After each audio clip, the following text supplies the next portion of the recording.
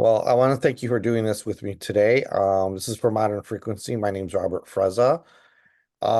Where did you get the band name from and how did you all meet? The band name came just from a bunch of group chats I would have because when I first started doing this, I was like trying to find some folks to do it with. And when you're new to like when I was doing this, hadn't I did not like write music, make music, and I just started learning how to sing. So, nothing really ever came of things. So one day I just changed one of the names of the group chats to the Ghost Club, and then people were like, "Oh, that's a good name. You should make that your band name," and it just kind of stuck. Very And cool. the people, I just kind of met through a bunch of mutual friends and just being around them. Like our bassist Logan, went to high school with him and he played on the same football team as me.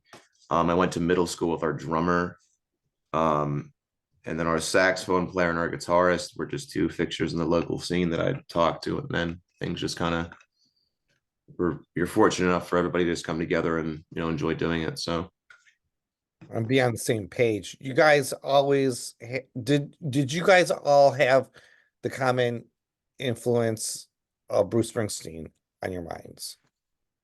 No, that was more so just me and me kind of like almost forcing it on them. Like that's who my like personal hero has been this whole time. And they've thankfully been pretty patient with like trusting me with what I feel and what I think is the right direction to take things. So I appreciate them for that immensely. Bleachers is kind of doing the same thing that, with that whole Bruce Springsteen vibe. I don't know if you're into Bleachers at all or not. Yeah, I Um, love Jack Antonoff. Yeah, he's a great guy. He's a great producer. He's great at what he does. But do you think there's room for rock and roll today? That's what I want to ask you. I definitely feel that there is because we keep seeing like bands here and there pop up like Greta Van Fleet or like Måneskin where it shows that people really still are into, you know, no frills, just straight up rock and roll. Like I don't think it's something that can ever really die the same way like old fixtures before. Like classical music was around for hundreds and hundreds and still is around. Um, or like jazz, you just can't kill something. I just feel like rock and roll, it's one of those things where it just feels so good to listen to, and it's such a spiritual thing almost that you just can't get rid of it. And with a lot of the main fixtures of classic rock, like the Rolling Stones, Aerosmith, Kiss, AC/DC, Led Zeppelin, like all those bands that were before but no longer are. I feel like there's just a somewhat of a void that some newer bands are starting to come in and fill, like Greta Van Fleet or other ones that might be coming up. So I don't feel like it's ever died. I just feel like people were making different music in the time that people were saying that it's been dead, and we're just waiting for it to come back around.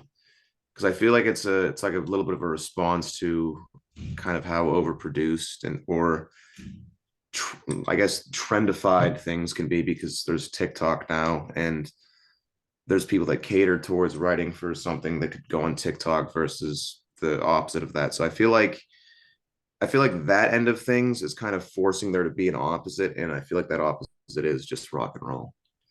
Cool. And at the end of the day, I feel like that's the one that I would prefer to align myself with, I guess. No, that's well put. Well put. Another little sucker. What is the song about?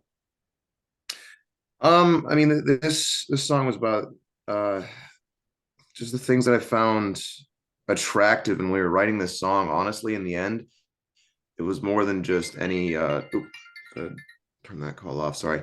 It was more than just any like physical thing, even though I do like describe things, but it was more so just who that person was and their attitude and disposition. Because I mean, it's one thing to look a certain way, but to be and act a certain way is like really where I find that attraction. So Hey, King Whatever is out this Friday. Is that correct?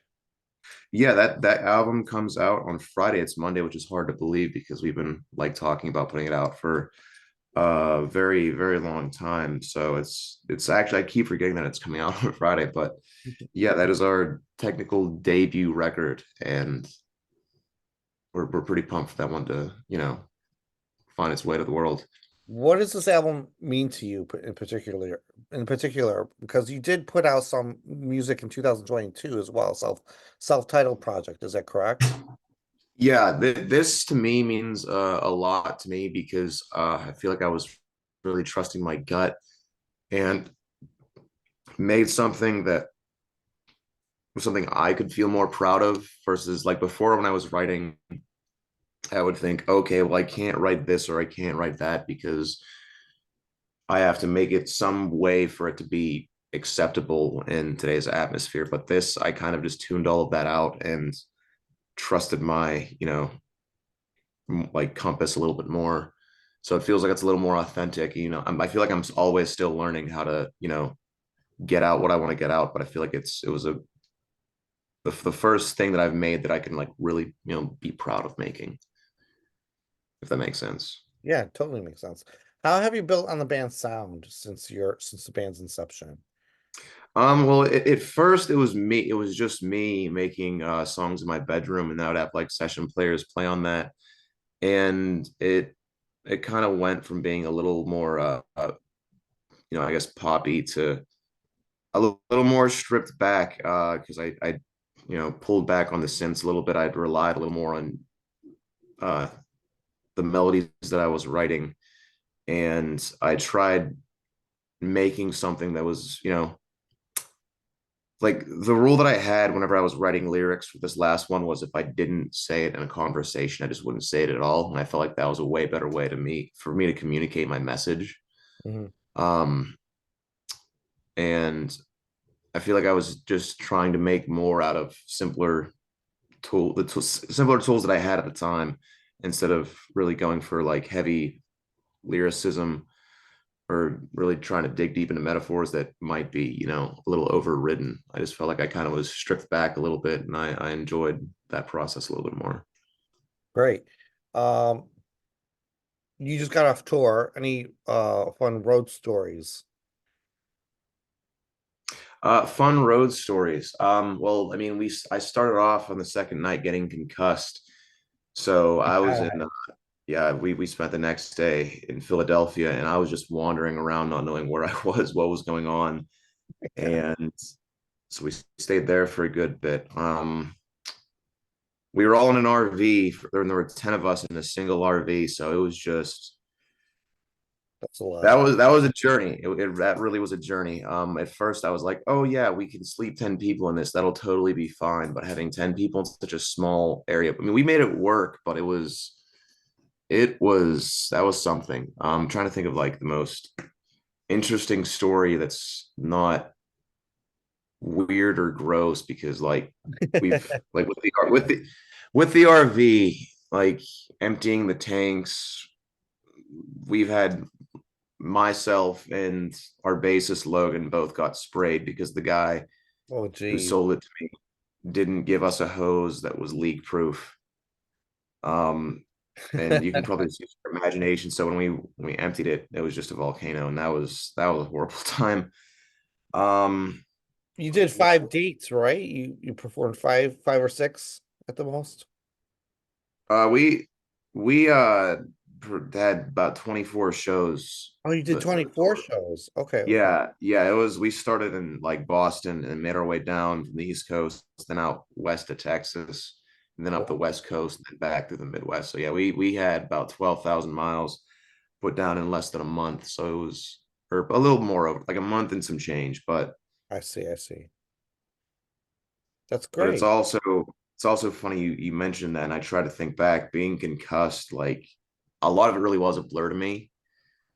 So I apologize if I seem a little lower energy. I'm still recovering because So we recovering. had a pretty Yeah, hectic for Saturday sure. night, and it's the most fun I've ever had in my life, but it was also quite exhausting. But I mean that's what I'm here to do, and that's what I want to do. So What's next for you guys? You can obviously put out the new album. What else is in the future for you guys? right now we just got back, and I'm taking like a week or so to rest up, just because I'm a little banged up. My knees hurt, Mm. um, and I'm still recovering from that concussion. But I definitely know that I'm going right back into writing immediately. while we're figuring out like what the next moves are, because we're hoping to be on tour in the summer and fall, but uh we have nothing in the books just yet. So um